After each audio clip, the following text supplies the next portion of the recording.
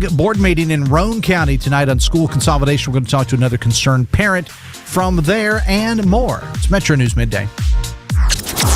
Metro News Midday is presented by Salango Law. SalangoLaw.com. Join in by calling 800-765-8255 or text 304-TALK-304. Here's 13 News and Tonight Live anchor Amanda Barron and Metro News' Dave Allen. Welcome into the 1 o'clock hour, Metro News Midday, powered by Salango Law. Visit SalangoLaw.com. That you can go over to our website, WVMetroNews.com, and there's a QR code there if you'd like to make donations to the Facing Hunger Food Bank or the Mountaineer Food Bank. Again, it's a QR code. Just go to the front page of WVMetroNews.com. WVRC Media cares about the community. All right, and we know that Governor Morrisey announced this morning now $11.1 million has been released to food banks, so they pushed out another $2.5 million today. They've authorized up to $14.1 million, but he said that the generosity of people is going a long way, and they're looking at the situation closely and on a daily basis to continue looking at ways to keep that funding going. And he said earlier this week that if that need was still there, they would call lawmakers into a special session to deal with that.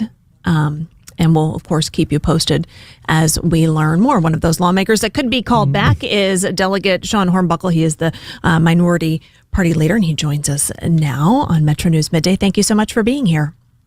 Thank you for having me on. I know we have a lot to talk about, and it's our pleasure to have you on. I know we have a lot to talk about. First things first, though, what kinds of things are you hearing in your community about the government shutdown and how SNAP benefits are affecting folks?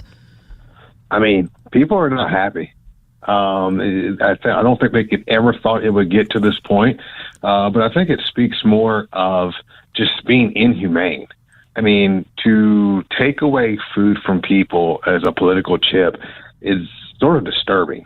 And so I think people understand how we got here, and they're tired of it, and they want relief, and they want relief in action now. I had a chance to be at the food bank in your neighborhood in Huntington yesterday. The work that they're doing there is incredible. Oh, no, they're amazing people, led by Cindy Kirkhart, a great woman. They've always been stand up, and so they're doing the best of what they have right now. Obviously, they need a lot more, but we appreciate the hard work that they're doing.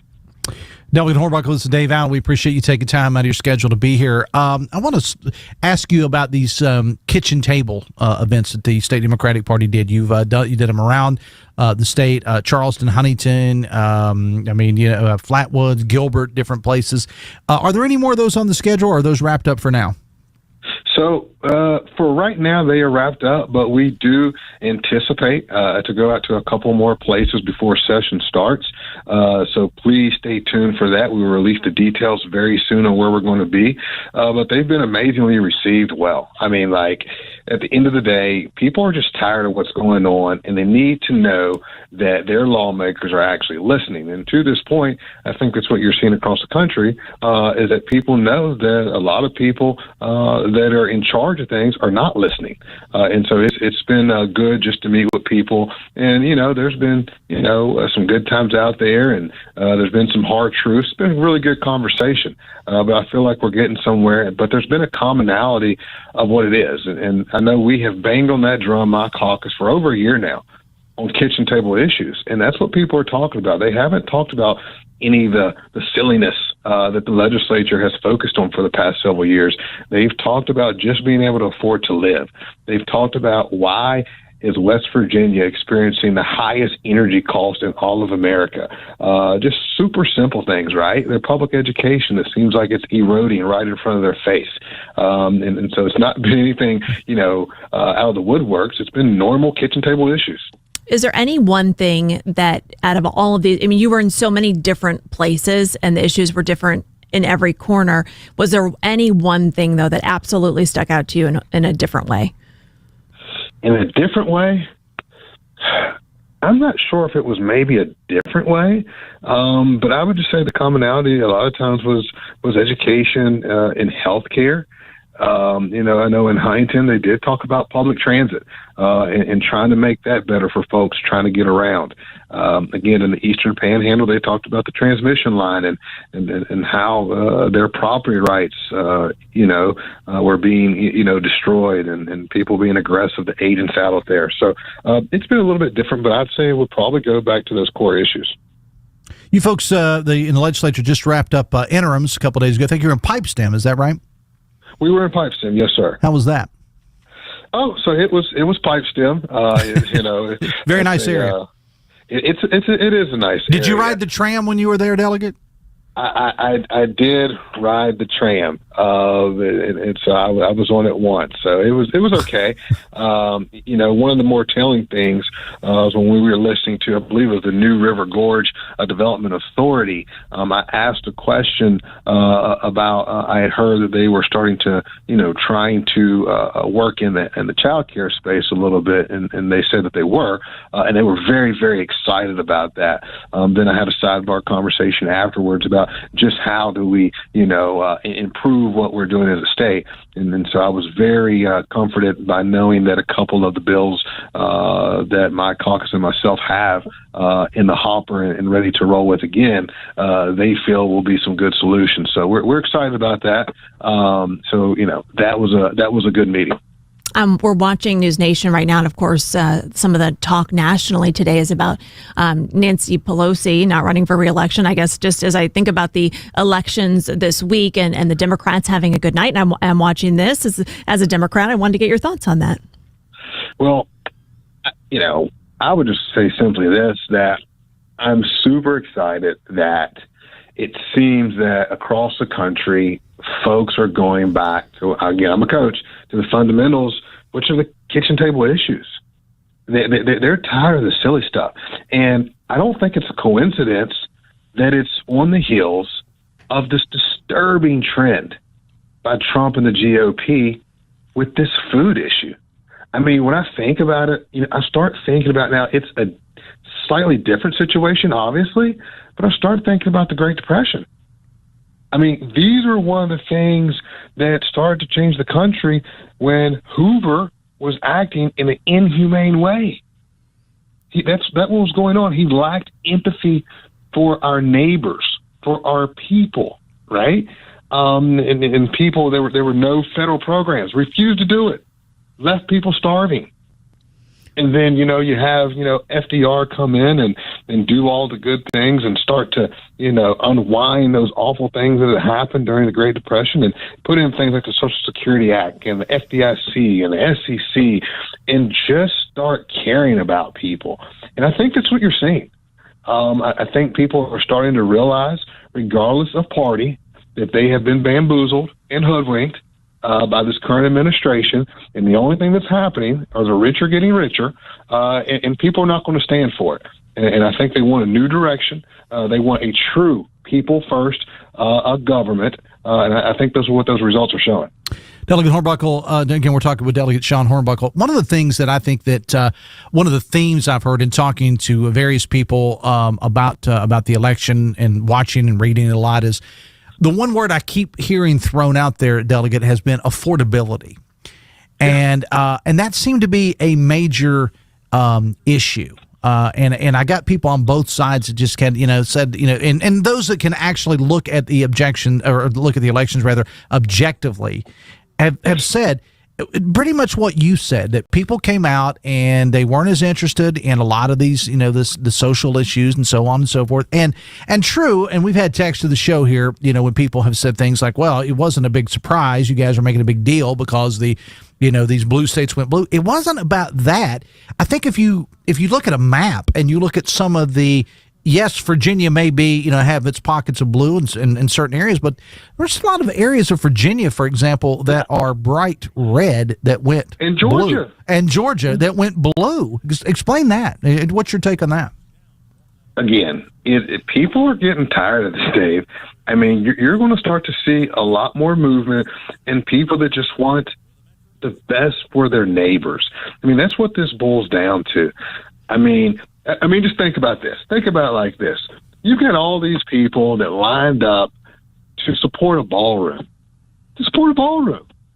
Are you kidding me? When people are hungry? I mean, you would think that the president would say, hey, Google, Palantir, Microsoft, T-Mobile, Apple, Amazon, how about we feed our people first? How about we focus on that rather than me going to play, a round of 18? I mean, this thing is crazy. And I think people, are starting to see it for what it is. And people are mobilized. And I would also venture to say that you're going to have a lot more Republicans that are finally going to find a little bit of intestinal fortitude and are going to start to split. I mean, that's what it really boils down to as well, is you got people that are dead scared to break against Trump because they're worried about their seat in the next election, and they don't have the gall, all right, to do it on their own. But you're slowly going to start to see people break away from that and get back to governing for the people, and I'm proud that Democrats are leading that charge across the country and doing what's right for people first. You just mentioned elections, and I want to ask you, because one of the things that you guys were focused on during your kitchen table tour was getting more people to run. And I wonder how successful that has been to this point. I have seen a lot of people raise their hands when we've been out there, of just merely asking people, regardless of what the seat is, are you going to get involved? And you see hands go up. And I think that's so important. I'll never forget being at an event a couple years ago and telling people, heck, I don't even care if it's my race, right? Get in it. People need to be a part of the process. That's how this works, people. We cannot lose the fabric of democracy and what it's supposed to be, because once you have that type of action, it's like iron sharpens iron. You don't want people just to have a free run. You need people to be challenged. And for the love of God, we need people to stop running on other people's agenda, right? I saw back in 2024, heck, there was even people that had Trump Republican on their signs. Like, are you kidding me? Like, it is great to be a Republican, right? That's fine, but run on your own merit. Like, what are your ideas? What do you bring to the table? And so I think, again, now you're seeing a super shift in people to where they're just tired of, the rich getting richer and nobody else being able to achieve the great American dream. When you're trying, you and others, maybe trying to talk somebody into running for House or Senate or whatever the case may, or whatever the office is, and you see that West Virginia is such a bright red state, such a Trump state. I mean, how do you break through that and look at them and say, we know the odds may be against you, but we think that you can do this, especially in some of the more rural counties that don't, that tend to be, like I said, I use that term, bright red. How do you sit down with them and say, okay, Mr. or Mrs., you can do this? Well, one, I think it's you never know until you try, for one. That's what we were taught since we were kids in elementary school, right? But then you just look at the landscape of it and say, hey, it's now or never. We need people that are going to stand up for the right thing. And guess what? If you try, if your heart's in the right place and, your district supports you, even if you were to lose, you can sleep better at night knowing that you tried to impact the great state of West Virginia and moving us in the direction that we need to go to impact the lives of everyone and to try to make everyone's life better. And if you can do it at the end of the day, again, you can sleep with yourself and things will be okay. But also I think it's important to, even if you're not running, which is okay, to be a part of the process. Be active. There were times out there on that kitchen table tour where, people, they had a difference of opinion in, elections and getting candidates to run, and that's okay. Because it's conversations that need to be had, because when those things occur, all of us get better from them. Before we let you go, just real quick, I did want to ask you this. I've had conversation with a couple of legislators who said they would like to see the governor call them in as while we have this crisis with SNAP going on, call a special session. Where would you be on that? Oh, 1,000% in that. And Dave, this is the thing too. We've got to start doing a better job. All of us, it's not Team Blue, it's not Team Red, it is Team West Virginia. But the public needs to know that the Democrats are holding the line. We are standing strong in this. And we're doing everything and all that we can. And whatever it takes, we are 10 toes down on doing what we need to do for the people of West Virginia.